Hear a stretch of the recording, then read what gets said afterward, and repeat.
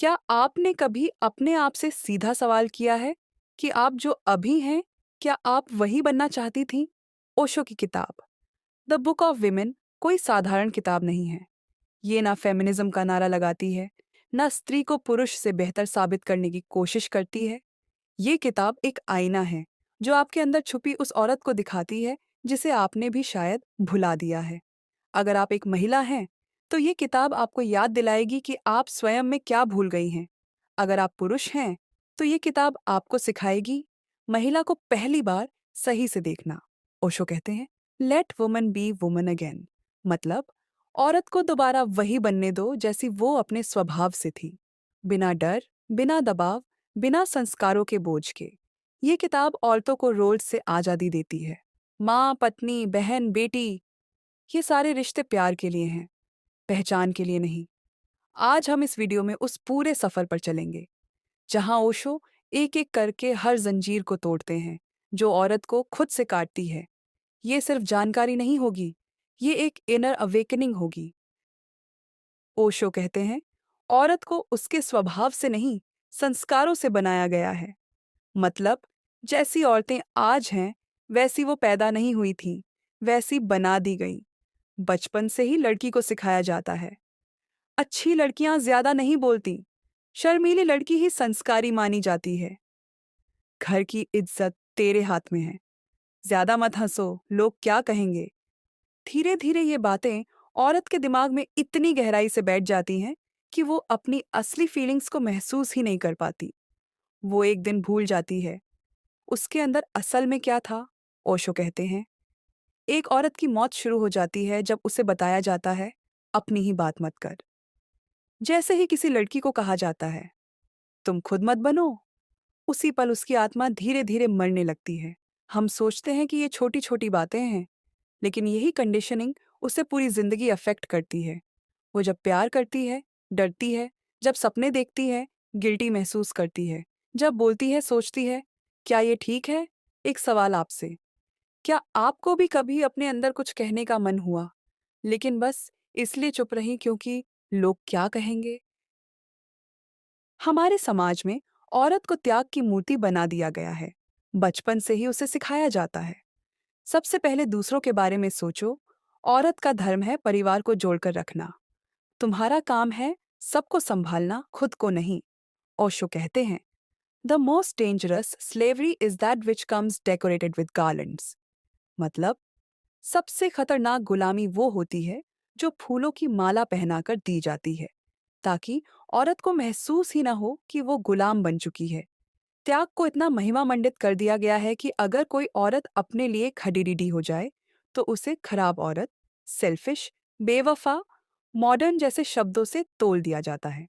कभी गौर किया है, एक आदमी अगर कहे, मुझे अकेलापन चाहिए, तो लोग कहते हैं, ठीक है, थक गया होगा। लेकिन एक औरत कहे, मुझे अपनी आज़ादी चाहिए, तो लोग कहते हैं, ये घर नहीं संभाल सकती। ओशो सवाल उठाते हैं, why is sacrifice always expected from women, why not from men. मतलब, ये नियम सिर्फ औरत के लिए क्यों? असल में, त्याग तब तक सुंदर नहीं है जब तक वो स्वतः स्फूर्त ना हो। अगर वो मजबूरी है, दबाव है, तो वो त्याग नहीं, आत्महत्या है। ओशो कहते हैं, त्याग करो, लेकिन तब जब तुम्हारे अंदर से प्रेम बह रहा हो, ना कि जब तुम्हें गिल्ट के बोझ से झुका दिया गया हो। क्या आपने भी कभी किसी को खुश करने के लिए खुद को दर्द दिया है? हम सबको प्यार चाहिए, लेकिन ओशो कहते हैं, most women do not fall in love, they fall in need. मतलब, ज्यादातर औरतें प्यार में नहीं पड़ती, जरूरत में पड़ती हैं। बचपन से औरत को सिखाया जाता है कि उसकी पहचान एक पुरुष के साथ जुड़ी होती है। जैसे ही लड़की बड़ी होती है, ये सवाल शुरू हो जाता है, कब शादी करोगी? कोई है जिंदगी में? अब अकेली कब तक रहोगी? ओशो ये सोच पूरी तरह नकारते हैं। वो कहते हैं, सच्ची प्यार केवल तब होती है जब दो लोग पहले से ही खुद को पूरा मानते हैं। मतलब, सच्चा प्यार तभी होता है जब दोनों लोग पहले से ही अंदर से पूरे हों। अधूरे लोग सिर्फ एक दूसरे से चिपकते हैं, प्यार नहीं करते। बहुत बार औरत एक टॉक्सिक रिलेशनशिप में इसलिए बनी रहती है क्योंकि उसे डर लगता है, अगर ये गया तो मैं क्या रह जाऊंगी। वो खुद से इतनी डिस्कनेक्टेड होती है कि उसे लगता है, मैं किसी और से ही पूरी हो सकती हूँ। लेकिन ओशो का जवाब है, love is sharing, not begging. प्यार मांगने की चीज नहीं है, वो तो ओवरफ्लो होती है। जब आपका कप भर जाता है, तब वो खुद दूसरों तक बहता है। ओशो हमें समझाते हैं कि रिश्ते में खुद को खोना प्यार नहीं होता, खुद को पाना और फिर किसी को चुनना, वही असली प्रेम है। क्या आपने कभी किसी रिश्ते में खुद को कम किया, सिर्फ इसलिए कि आप अकेले नहीं रहना चाहती थी? ओशो की किताब का ये हिस्सा सबसे ज्यादा मिसअंडरस्टूड और कंट्रोवर्शियल है, लेकिन यही सबसे गहरी हीलिंग छुपी है। ओशो कहते हैं, a woman sexuality has been repressed not to protect her but to control her. मतलब, औरत की यौन शक्ति को इसलिए नहीं दबाया गया कि उसे बचाया जा सके, बल्कि इसलिए ताकि उसे कंट्रोल किया जा सके। समाज ने लड़की को प्यूबर्टी से ही सिखाया, अपनी बॉडी छुपाओ, डिजायर्स रखना गलत है, चरित्र ही सबसे बड़ी पूंजी है। हर नेचुरल डिजायर को गंदा, शर्मनाक और पाप बना दिया गया। ओशो पूछते हैं, क्या एक औरत को अपनी ही बॉडी से शर्मानी चाहिए? वो कहते हैं, सेक्स नहीं पाप, यह पवित्र है। सेक्स कोई पाप नहीं है। अगर समझदारी से जिया जाए तो ये एक अलौकिक अनुभव बन सकता है। जब एक औरत पूरी अवेयरनेस के साथ अपने शरीर और डिजायर्स को स्वीकार करती है, तभी वो अपने अंदर की डिवाइन फेमिनिन शक्ति को अनलॉक कर पाती है। ओशो इसे एक स्पिरिचुअल एक्सपीरियंस मानते हैं, जहां शरीर एक द्वार है आत्मा तक पहुंचने का। औरत के अंदर जो सेक्सुअल एनर्जी है, वो सप्रेस्ड होने पर फ्रस्ट्रेशन, गिल्ट और दुख बन जाती है। लेकिन वही एनर्जी जब अवेयरनेस से जानी जाती है, तो वो पावर बन जाती है। क्या आपने कभी अपने अंदर ऐसी फीलिंग्स को दबाया जो नेचुरल थीं, लेकिन सोसाइटी ने उन्हें गलत बना दिया? एक औरत को उसके शरीर से डिस्कनेक्ट करने का सबसे रिफाइंड तरीका है उसे शर्म दिलाना। बचपन से ही ये बात अंदर बैठा दी जाती है, गोरी त्वचा सुंदरता है, पतली हो तभी आकर्षक लगोगी। तुम्हारे चेहरे पर ये दाग क्यों है? शादी से पहले वैक्सिंग जरूरी है। तुम इतनी लंबी छोटी क्यों हो? हर लड़की को लगने लगता है कि उसका शरीर वैसा नहीं है जैसा होना चाहिए। ओशो कहते हैं, a woman's body is a temple, but temples have been replaced by shopping malls. मतलब, औरत का शरीर कभी एक पवित्र मंदिर था, अब उसे फैशन और एक्सटर्नल वैलिडेशन का ऑब्जेक्ट बना दिया गया है। औरत मिरर में खुद को देखती है, लेकिन अप्रिसिएशन से नहीं, बल्कि जजमेंट से। ओशो कहते हैं, जब तक तुम अपने शरीर से प्रेम नहीं कर सकती, तुम खुद से प्रेम नहीं कर सकती। और ये सिर्फ सेक्सुअल लेवल पर नहीं, इमोशनल और स्पिरिचुअल लेवल पर भी लागू होता है। आपका शरीर आपको जिंदगी भर साथ देता है, लेकिन समाज की बातें उसे कमतर महसूस करवा देती हैं। मिरर में खुद को मुस्कुराकर देखो, अपने शरीर के लिए आभार महसूस करो, खुद को कंपेयर करना बंद करो। कोई और आपके जैसा हो ही नहीं सकता। ओशो कहते हैं, एक औरत को मेडिटेट करने की जरूरत नहीं है। She just needs to relax. She is meditation itself.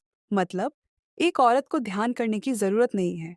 वो अगर पूरी तरह शांत हो जाए, तो वो खुद ध्यान बन जाती है। ओशो मानते हैं कि औरत की ऊर्जा पुरुष से बिल्कुल अलग होती है। जहां पुरुष की ऊर्जा ज्यादा डूइंग पर आधारित है, वहीं स्त्री की ऊर्जा बीइंग में रहती है। यानी उसे कुछ करने की नहीं, सिर्फ जाने देने की जरूरत होती है। लेकिन दुख की बात यह है कि धार्मिक संस्थाओं ने भी स्त्री को स्पिरिचुअलिटी से काट दिया है। उसे मंदिर में अंदर नहीं जाने दिया, उसे पूजा का अधिकारी नहीं माना गया, उसे मासिक धर्म के नाम पर अपवित्र ठहराया गया। ओशो इन परंपराओं पर सवाल उठाते हैं। वो कहते हैं, if women is more receptive, more sensitive, more intuitive, then why has she been excluded from spiritual leadership? मतलब, अगर स्त्री के पास इतनी नैसर्गिक आध्यात्मिक शक्तियां हैं, तो उसे आध्यात्मिक गुरु बनने से रोका क्यों गया? वो मानते हैं कि औरत ध्यान, मौन, प्रेम और समर्पण को बहुत जल्दी समझ सकती है। बस शर्त यह है कि वो गिल्ट और रोल्स की परछाइयों से बाहर निकलकर अपनी आत्मा की आवाज सुने। एक छोटी सी प्रैक्टिस करके देखना। हर दिन सिर्फ 5 मिनट खुद के साथ बैठिए। कोई काम नहीं, कोई प्लान नहीं, सिर्फ बैठिए, जैसे कोई नदी बह रही हो आपके अंदर। यही है स्त्री का ध्यान। क्या आप कभी खुद के साथ शांत बैठी हैं, बिना किसी गिल्ट, बिना कोई टास्क? अब हम पहुंचते हैं ओशो की कल्पना की न्यू वुमन की तरफ। एक ऐसी औरत जो ना किसी पुरुष की गुलाम है ना किसी फेमिनिस्ट की परछाई। ओशो कहते हैं, the new woman will not fight for equality, she will radiate her uniqueness. मतलब, नई स्त्री बराबरी के लिए लड़ाई नहीं लड़ेगी, वो अपनी अनोखी ऊर्जा से सबको चौंका देगी। ये न्यू वुमन कैसी होगी? वो रिश्तों में अपनी इंडिविजुअलिटी नहीं खोएगी, वो अकेली होने से नहीं डरेगी, वो अपने शरीर और आत्मा दोनों को स्वीकार करेगी। वो पुरुष से compete नहीं करेगी, क्योंकि उसे पता होगा वो अलग है, बेहतर नहीं, बस अलग। ओशो इस नई स्त्री को पुरुषों के लिए भी शुभ मानते हैं। वो कहते हैं, an awakened woman does not make a man feel small, she makes him rise. मतलब, एक जागृत स्त्री पुरुष को दबाती नहीं, उसे ऊपर उठाती है। और हाँ, ये नई स्त्री एग्रेसिव नहीं होगी, वो सॉफ्ट होगी लेकिन कमजोर नहीं। वो डिग्निफाइड होगी लेकिन ईगोइस्टिक नहीं। वो पावरफुल होगी क्योंकि वो अवेयर होगी। क्या आपने कभी अपनी यूनिकनेस को दबा दिया सिर्फ किसी की आकांक्षाओं में फिट होने के लिए? ओशो फेमिनिज्म को रिस्पेक्ट देते हैं, लेकिन वो उससे आगे की बात करते हैं। वो कहते हैं, equality is a poor goal, awareness is the real revolution. मतलब, बराबरी मांगना एक छोटा लक्ष्य है, जागृति पाना असली क्रांति है। फेमिनिज्म ने औरत को अधिकार दिलाए, लेकिन कई बार उसी फेमिनिज्म ने औरत को मर्द जैसा बनने को कह दिया। ओशो पूछते हैं, क्यों औरत मर्द जैसा बनने की कोशिश करे? क्या औरत खुद में कम है? वो मानते हैं कि औरत को खुद के स्त्री स्वभाव में ही शक्ति मिलेगी, उसकी कोमलता में, उसकी चुप्पी में, उसकी भावनाओं में, उसकी इंट्यूटिव अंडरस्टैंडिंग में।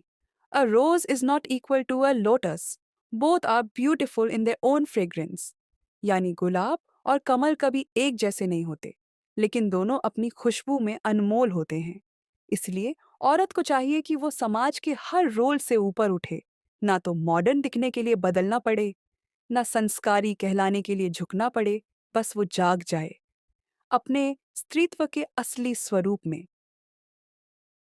द बुक ऑफ विमेन कोई किताब नहीं, ये एक औरत के भीतर की नींद को तोड़ने वाली चेतना की चिंगारी है। ओशो हर औरत से बस एक बात कहते हैं, you are not your role, you are a soul. मतलब, तुम माँ, पत्नी, बहन, बेटी बन सकती हो, लेकिन वो तुम्हारी पहचान नहीं है। तुम्हारी पहचान वो है जो कोई भी लेबल नहीं समझा सकता। अब सवाल ये है, क्या तुम अब भी उसी कंडीशनिंग में रहना चाहोगी जिसमें तुम्हें मोल्डेड किया गया था, या अब समय है अपनी ओरिजिनल आवाज सुनने का? ओशो हमें बार बार याद दिलाते हैं कि बदलाव बाहर नहीं, भीतर से शुरू होता है। अगर इस वीडियो ने आपके दिल को छुआ हो, तो इसे किसी एक महिला के साथ जरूर शेयर कीजिए जो खुद से मिलने के लिए तैयार हो। कमेंट में लिखिए, मैं कौन हूँ इस वीडियो के बाद? क्या ये जवाब पहले जैसा रहा? और हाँ, ऐसे ही बोल्ड और सोल टचिंग कंटेंट के लिए सब्सक्राइब कीजिए दृष्टि क्रॉनिकल्स को, जहां हम किताबों से नहीं, जागृति से जुड़ते हैं।